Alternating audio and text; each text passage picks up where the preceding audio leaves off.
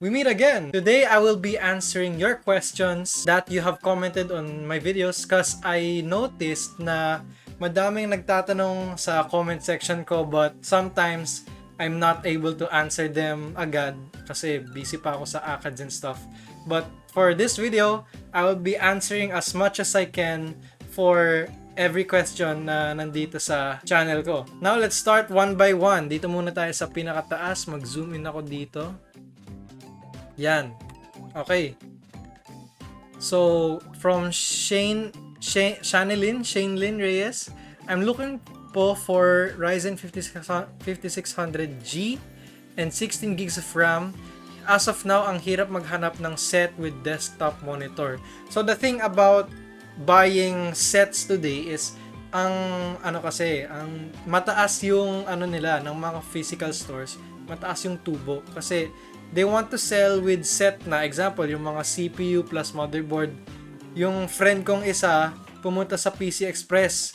Gusto niya lang naman bumili ng Intel 9th Gen or Intel 10th Gen.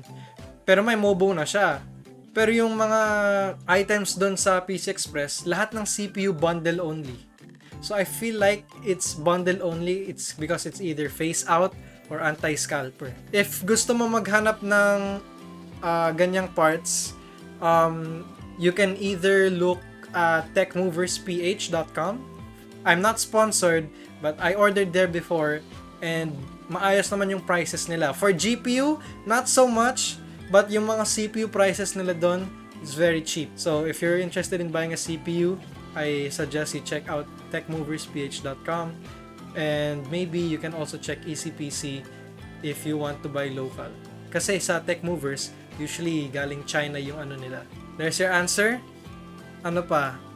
Holy Virgin JD. Sana all nakabili ng pink ass rock. Di ako makahanap na ngayon sa Shopee and Lazada. Well, because yung B450M ng kapatid ko sa build niya is actually the last stock doon sa store na yun. Kasi alam ko, limited edition lang yun. So maybe konti lang yung gagawin nilang stock. Because it's only in Asia if I remember correctly. Yung pink na B450M is Asia only. So, too bad. Next, Sir Roland. Sir, pa-request naman FPS on other games like Dota 2. I'm planning to build the same specs, but in B550, great content, more power on your channel. So, he's commenting again on the Ryzen 5600G.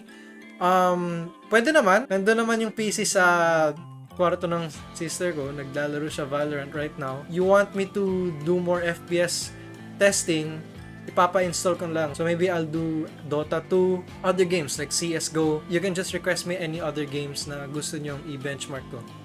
Next, kaya po niyan medium settings sa Genshin. So ito yung Ryzen 5 3400GE, my first video, which is still 20k dati. I think I bought it for 8.5 itong Ryzen 5 3400GE. It was only 8.5. Tapos yung G version is what only 10k? I'm not sure. Pero inflated na yun. Dapat nga around 8k lang tong non-GE. Pero yes, it can run, but most likely naka-windowed ka lang. 720p na windowed, and kaya naman siya mag-Genshin at medium settings. Next, by Hina Amano. Out of topic, sir, may entry-level motherboard ba ang 9100F na hindi na need i-update yung BIOS? Meron naman. You can buy a H310M. Kasi yung H310M, yung H series, yun yung budget motherboards ng Intel platform. Yung H110 for 6 and 7, but you don't really need those. So since 9th gen ang hanap niya, you can go for an H310 or an H410. Depende nila kasi may mga naman yan supported sockets. So you can just check the motherboard website, check nyo yung supported sockets niya, and if supported yung 9100F, pwede mo na bilhin basta kasya sa budget mo. Okay, next. By Alice Intevat. If hindi po marketplace FB, magkano setup nito? What is the average FPS when using other applications such as OBS for streaming. Average FPS for other applications, so sabihin natin Genshin. Yung average FPS neto is still probably going to be 60 or more. Why? It has a GTX 1050 Ti plus yung 9100F is quad core. Hindi na siya dual core na i3 dati kasi yung dual core na i3 sobrang bagal nun, sobrang pangit nun. So, if I remember correctly, 8th gen and above, ginawa na nilang quad-core yung i3. So, it's still good. You can use it. It's a very nice budget option. Yung 10th gen na i3 is only 5K. That's MSRP. 5K lang. Meron ka ng solid CPU na pwede pang streaming. Legit. I'm not joking. You can check it. i3 10100F versus Ryzen 3 3100. It is almost same pero mas mura. 5K lang yun. Tapos yung Ryzen 3, out of stock. Kung may stock, inflated. Walang bumibili ng Intel pero Intel is still good for gaming. Next, Mr. EZ. Makapal po ba ang cable sleeves and di ba mahirap i-bend? This is from my personal PC update. No, not really. Hindi naman siyang makapal. I'm looking at my PC right now. Hindi naman siya makapal or what do you call this? Hindi naman mahirap i-bend. Actually, naka-bend ka ng sobra eh. Watch the video again, tingnan mo, naka-bend yan. So, yeah, if you want to buy that sleeves, it's actually nice. Nilagay ko naman yung link. So, it costs around 600. But I suggest you only buy it kung may pera ka pang aesthetic. Aesthetics lang yan, that doesn't add to performance. Next, by Daniel Alera. Paano nyo na-update yung firmware neto, sir? This is from my Lenovo G27Q. So what I did is, you can search here, Lenovo G27Q firmware. Ito. Nandito siya, yung driver. Search firmware, and then yung first thing that pops up, download nyo to, install, and you're good to go. Yan. Search nyo na lang yan. Next. Sir, can you build Ryzen 2200 or Ryzen 3200? How much built-in CPU only planning this month? I already have a build for 2200, but it was second hand, so 10K. Pero wala na yan ngayon. It's phased out since 2020 or 2019, wala na yan. Yung 3200G, kung dati nakabuo ko ng 20K, aabot na yan ngayon ng 25. Why? Inflation. If I remember correctly, mga 9K, 10K lang yung 3200G. Pero ngayon, umaabot na siya ng 12K to 13, which is masakit. Next, boss, legit po ba yung Shopee link? Wala po kasing sold and ratings, nakakatakot. Legit naman siya kasi nga, nilagay ko yung Shopee link kasi doon ako bumili. So, legit naman siya. Lahat ng links na nilalagay ko sa videos ko, they're all legit kasi doon ako bumili. So, I can vouch for every link na nilagay ko sa description ng channel ko. Next, by Katsumi. Kaya po ba mag-stream nito, Valo and CS without GPU? Yes, actually, yung kapatid ko, gusto niya nga mag-stream. So, I told her, try mo mag-download ng OBS. And she did. And nag-testing kami mag-record. Hindi naman siya lag. Kasi nga, 6 cores ang Ryzen 5600G. So, that's a lot of cores to work with for streaming and gaming. Maybe I'll answer 3 more and we're done for today.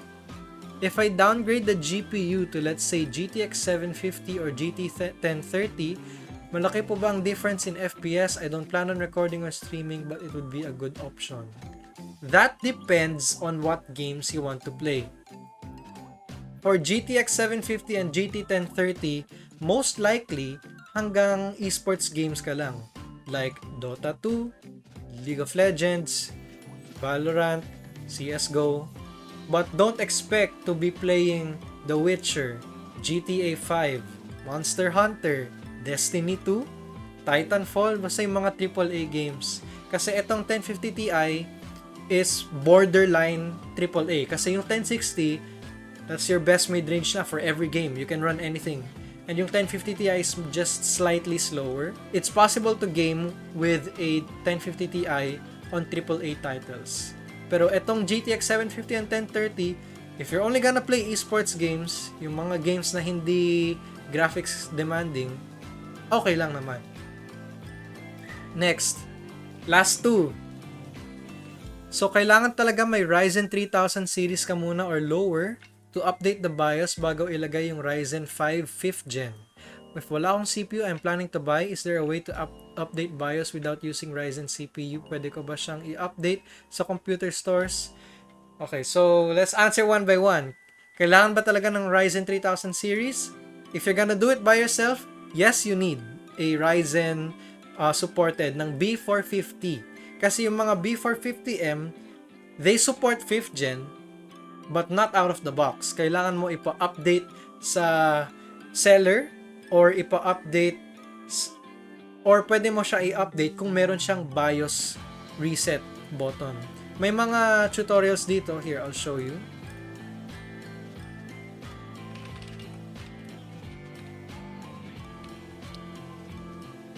So, it's possible naman to update your BIOS without CPU as long as it has that button over there. So, panoorin nyo na lang. Make sure to check the motherboard kung meron siyang BIOS button. Kasi if it does have the BIOS button, you can just use a USB flash drive to update the BIOS. Hindi mo kailangan ng CPU. Pero in my case, yung B450M na pink, wala siyang BIOS button. So, I had to manually update it with the 200 GE I have here. Just make sure na compatible muna. And lastly, pwede ko ba siyang ipa-update sa computer stores? Yes. Just ask the seller if they can update it for you and let them update it for you. Madami naman silang stock dyan na CPU. Okay, last question na. Ito na, kay Jerlad. Boss, mainit din ba yung screen sa lower part ng monitor nyo? Let me hold. Yes, medyo. Medyo lang. Pero hindi naman sobrang mainit. Pero ganun talaga. Kasi you're using an electronic device. Siyempre, iinit yan. So, yun. I think it's normal. It's normal na uminit yung mga monitor. But, when it starts to overheat, doon mo makikita yung parang burn marks, melt marks sa monitor nyo. And kung hindi na siya gumagana as usual. So, just make sure to check your monitor if it has any problems before you bring it to a technician. Kasi minsan, normal lang pala yung uminit yung monitor. So, I suggest na if there's no damage naman, or if there's no burning smell, okay lang naman. So that's it for today's video. How long have I been recording? Medyo matagal na rin. So thank you so much for watching. Maybe part 2 from here sa Chinese name, I think. Kay 02, dito tayo ulit. Or kung may mga bagong question dito sa channel. If you want real-time question, if you want real-time answers, join my Discord kasi lagi akong active sa Discord. And you can ping me, you can ask me questions anytime, you can ask anyone there. May mga kilala akong marunong din mag-PC doon, so if wala ako or hindi ako available, you can talk to the community. So that's all for this video. Thank you so much for watching, and I'll see you in the next video.